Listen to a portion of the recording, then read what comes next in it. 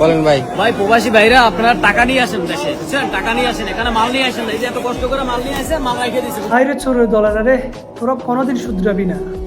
একটা প্রবাসী মাথার ঘাম ফাঁই ফেলে টাকা ইনকাম করে, ওই টাকা দিয়ে বাংলাদেশে যাইতে প্রিয় ফ্যামিলি আত্মীয় স্বজনের জন্য কিছু সামান নেই।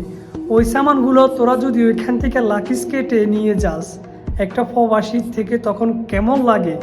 আমি একজন প্রবাসী, আপনিও একজন প্রবাসী, যদি এই কাজটা আপনার সাথে ঘটে থাকতো তাহলে আপনার তখন অবস্থা কেমন হইতো একবার ভেবে দেখুন তো।